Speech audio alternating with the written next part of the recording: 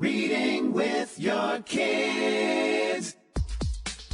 Hola, ni hao, konnichiwa, assalamu alaikum, shalom, mahaba, monimili wanji, namaste, jumbo, bienvenidos. Hi, my name is Jed Lee, and this is the Reading with Your Kids podcast. We are coming to you from the beautiful neighborhood of Reedville in the southwest corner of Boston, Massachusetts. We are so delighted and so very honored that you're joining us in our mission to help all families grow closer through reading. Please be sure to subscribe to the show on the iHeartRadio app, on Spotify, Apple Podcasts, Amazon Music, wherever you find your podcasts. And also, please tell all of your family and friends about the show. We have two great guests for you today. Later on in the podcast, Rachael Tarfman Perez will be here to celebrate Food is Fun. But first, David Ezra Stein is celebrating Beaky Barnes' Egg on the Loose. Hey, David, how are you? Hey, Jed. Thanks for having me. Doing great. How are you? I'm wonderful. We both experienced a little bit of snow the past couple of days. I don't know about you, but I'd be really happy if that was it for the whole season. I don't know. I'm more of a kid at heart, so I love snow. Okay. And I also don't have a car, so I think that figures into it. Especially when you're living in a city like New York City. Right. Yeah. I don't have to dig it out. There you go. So tell us all about Beaky Barnes. Well, this is my first graphic novel, and it's about 128-page graphic novel, comic format, and it's about, it's about a really smart chicken named Beaky Barnes who lives in a town with some kind of foolish people, humans around her. So she is like the wisest and the smartest, and she only says buck cluck or cluck cluck the whole time, but you can tell from her actions that she knows what's up. So 128 pages, a graphic novel, so multiple panels, and all Beaky's saying is butt cluck or... Right. Okay, how does... This is... I'm not doubting that you're telling a great story with it. I don't, without the book in front of me right now, I'm not being able to picture how that happens. Right. So the humans have their plans, and most of their plans involve using her egg for something because she lays an egg, and the inventor wants her to, but the inventor is her roommate and wants her to pull a chicken pedicab, and the inspector of the town just wants an egg for his egg sandwich. The chef in town wants to use her egg for the inspector. So Beaky has to figure out what to do about all these people who want things from her. And so we see through action and through the pictures, we can see what happens when Beaky faces these challenges. Yeah, now it's coming into my mind here. I'm a little foggy, a little old, so it takes me a little bit longer to process things. No problem. So what was the inspiration for this book? Well, there was so many influences and funny things that I've read and watched and movies. And so I come from a picture book background. I've done about 20 plus picture books, and I wanted to expand into more of a novel, cinematic kind of full story with a lot of different characters and different plots that weave together. And so I just channeled a lot of things that I love into this, old-time radio shows, movies, comics that I love, like Crazy Cat or Tintin. And really, it's an homage to, a lot of things that I love. Yeah. You mentioned old-time radio. I'm not quite as old enough to have listened to them when they were first broadcast, but pretty close. But I loved some of those old-time radio shows, especially the mystery and also the comedy. They were an awful lot of fun. Yeah, and when I was a teenager, a young teenager, my aunt and uncle gave me a collection of those radio shows on cassette, which is what we had back then, and I really enjoyed, if I was having a bad day or something, I would sit there with my headphones and listen to Abbott and Costello and just laugh, and I love that sort of the quick back and forth and, the way that they were such a polished team, and basically that's a lesson in dialogue because it's a dialogue. So I picked up on that and I used it in a lot of my books, like Interrupting Chicken series, which is a father and daughter chicken, basically a dialogue. And in this as well, you know, the wackiness of it and the inventiveness and the sort of fast-paced action of those old-time shows was a big influence. Yeah. You mentioned Abbott and Costello. The first time I heard Who's on First, I mean, my head almost exploded. It was so hilarious. Right. Yeah, and my friend and I wanted to perform that for the talent show, and we had our thunder stolen by these other guys because we were trying to memorize the whole thing, and it's I don't know, 5 or 6 minutes long. Mm-hmm. A lot of back and forth, and obviously it's very verbally complex, and a lot of things are repeating. Who's on first? I don't know. Third base, and just keeps going around and around. So memorizing it was not easy. And I remember like pacing back and forth outside my grandmother's house in the Pachysandra with my friend trying to like run the lines. And then when we got to the talent show, these other guys showed up and just read it from the script. Oh no. We were like so bummed. But you know, yeah, I always appreciated the artistry of that and other shows like Baby Snooks and some other ones that were in that collection. So anyway, yeah, I grew up with that, and I grew up with, you know, many comics, especially not as much superhero comics as funny comics. So an homage to that. Yeah. And I think in terms of panels, like visually. So even when I create a picture book, I'll start with a storyboard of panels, and then I'll usually adapt that into more of a picture book format. Mm-hmm. So comics just seemed so natural to me as a outlet of expression. Yeah. You and I share that. I wasn't a huge fan of the superhero comics that are, again, still so popular today, but I loved the funny comics, you know, and loved reading the comics in the newspaper. I think we don't give enough credit to comics and how difficult it is to tell stories in, you know, with such as if we're talking about a comic strip in the newspaper in 3 or 4 panels. Right. Yeah, and I've definitely poured over, like in Queens we had the Newsday. It was like 4 or 5 pages of just comics and, you know, those not exactly a gag, but the short weekly or daily comics. Mm-hmm. And a lot, you know, some of them, like Charlie Brown and Calvin and Hobbes and, Garfield was a big favorite when I was about 10. Yeah. Those were just, you know, so funny in such a short amount of time. And they really said a lot that wasn't, that wasn't explicitly printed there, but they suggested this whole world, this relationship between the characters, you know, a lot of stuff that you could read between the lines. Yeah. One of the things that I love to ask author illustrators is what comes first for you when you're creating Beaky Barnes? Was it the illustrations or was it the story? I tend to work with both because I do both. So when I'm thinking, I really jot down little gesture drawings or, you know, very simple cartoons and dialogue at the same time.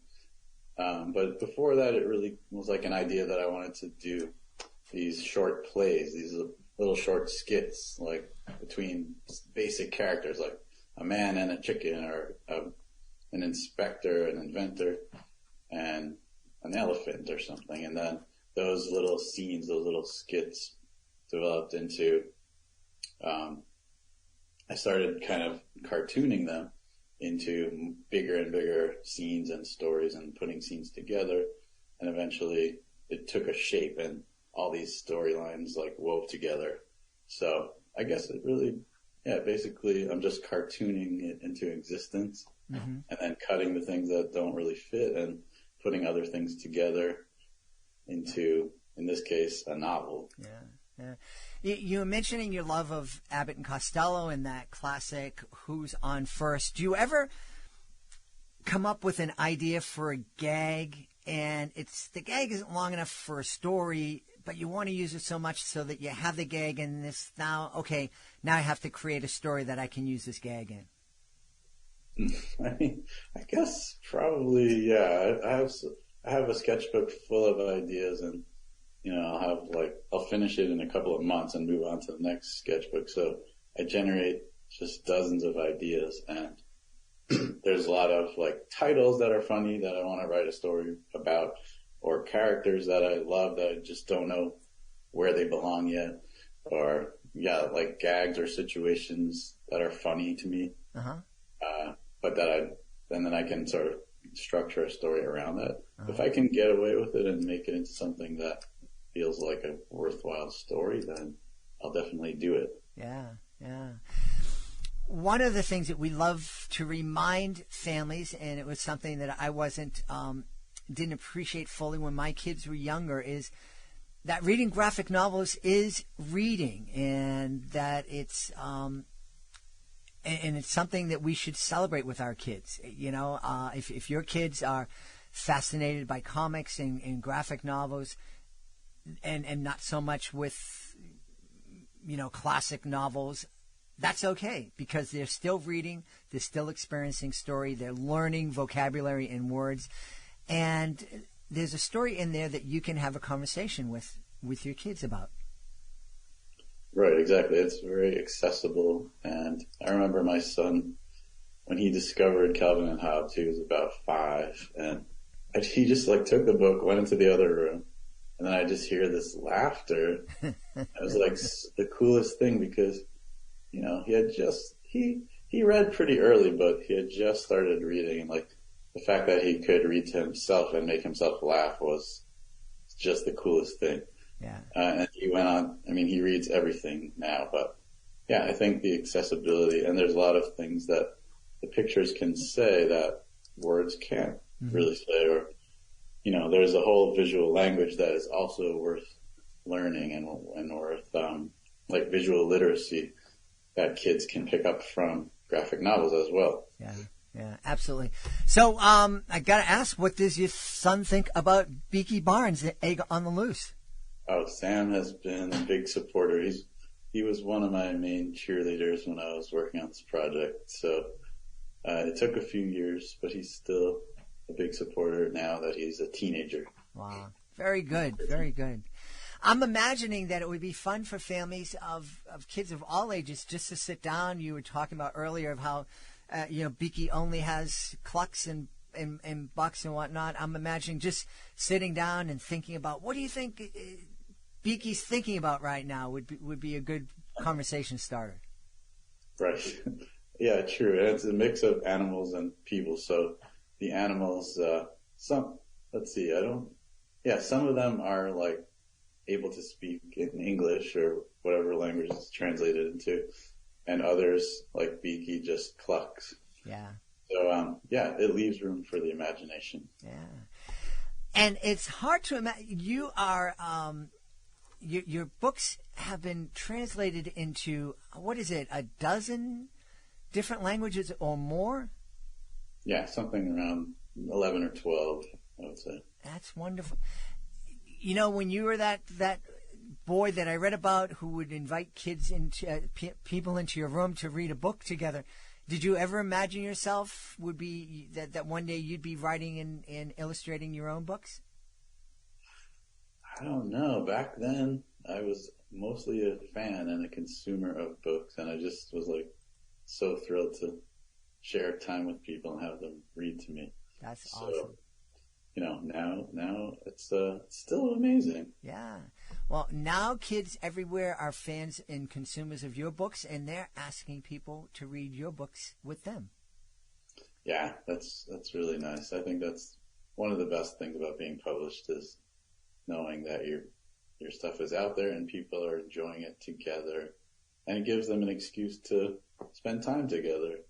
My 9-year-old daughter, she still loves being read to, even though she can obviously read for herself. And so we do that pretty much every night, right before bed, just because it's enjoyable. Yeah.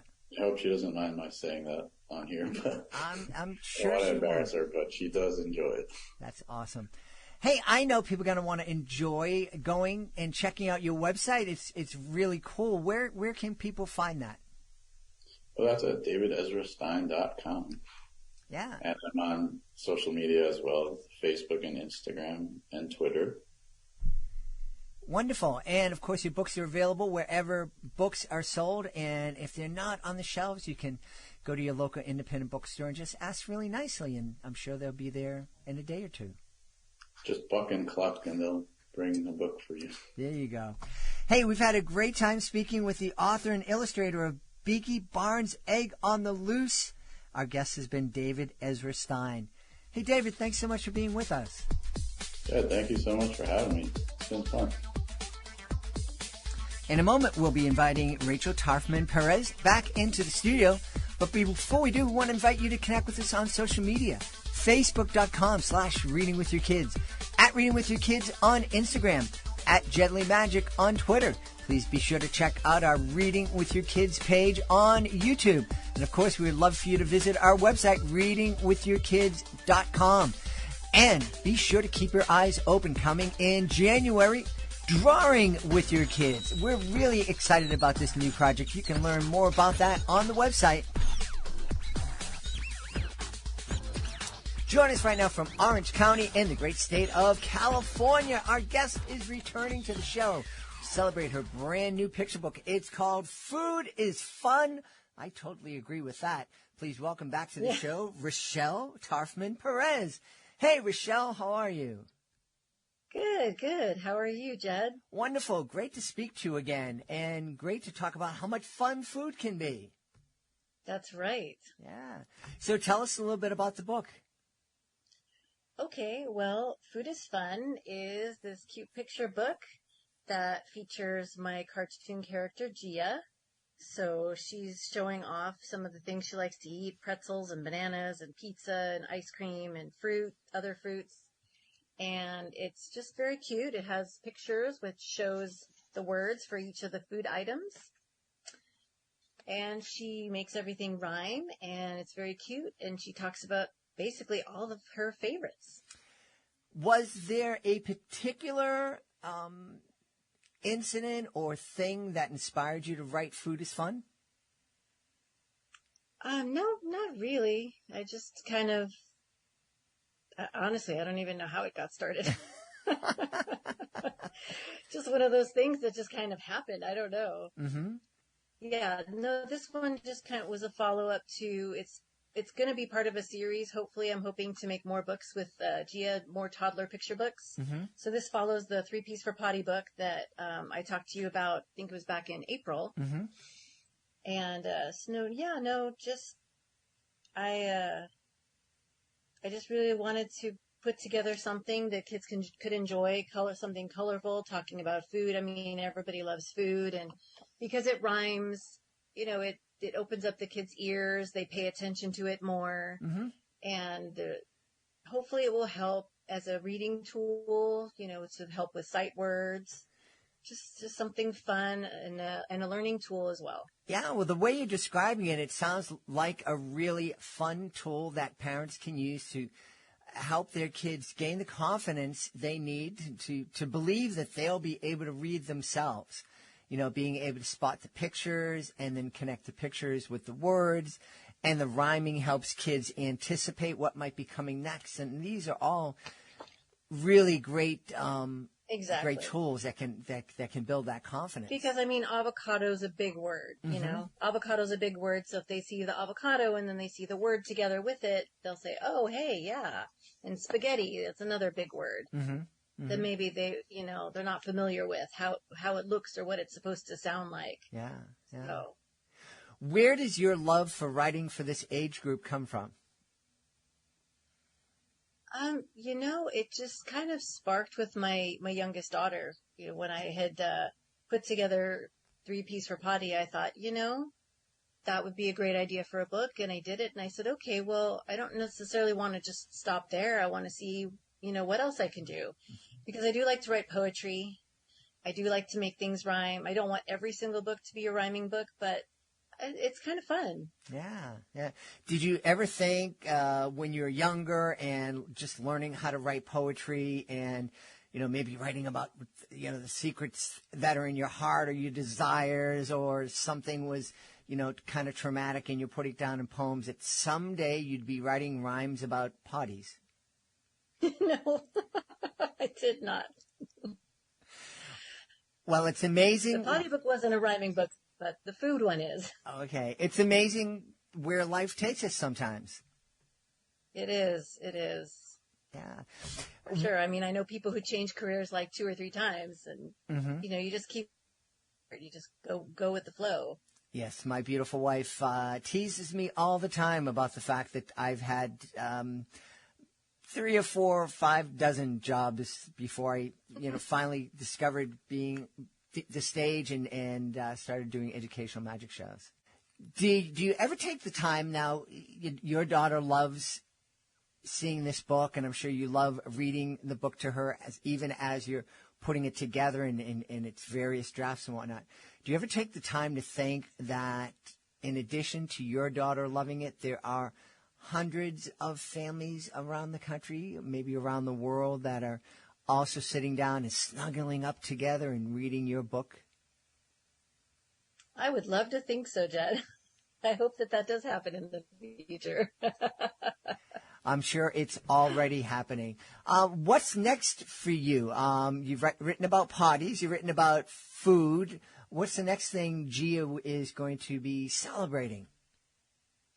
Well, the next project that I have that I'm putting together is Gia is going to have some new friends.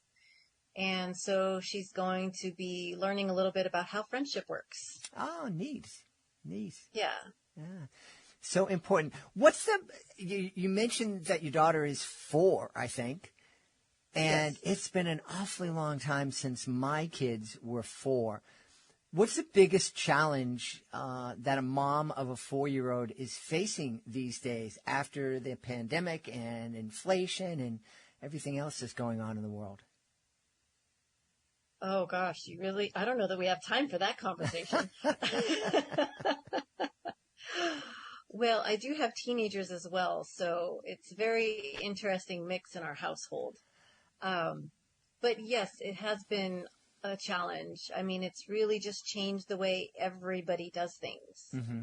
The spontaneity of just going places and doing things without worrying about, who's sick and who's not sick. It's not there anymore. Mm-hmm.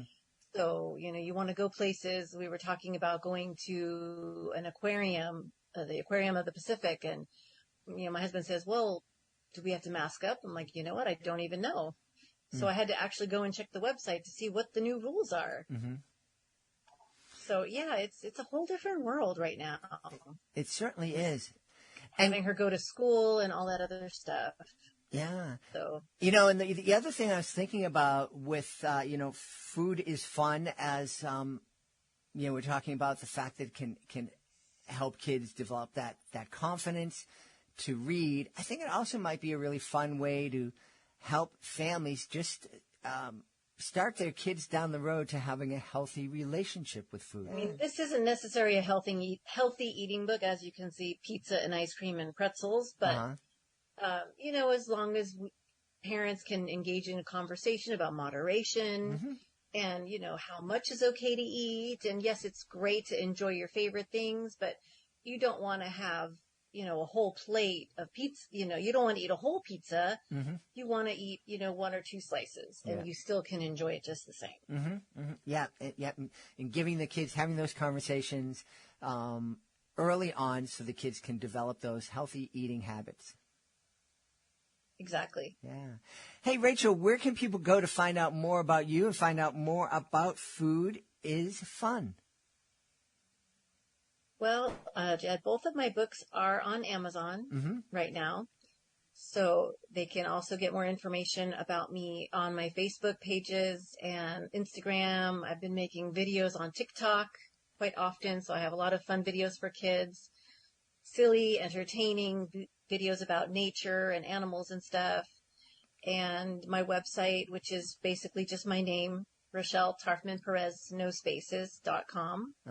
Well, we've had a really fun time speaking to the author of Food is Fun, Rachael Tarfman Perez. Hey, Rachael, thanks so much for being back with us.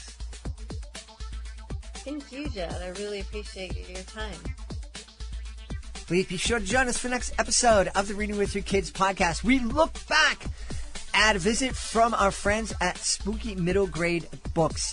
They created an original short story for the podcast. We're going to be celebrating Christmas Eve with you by looking back at that story.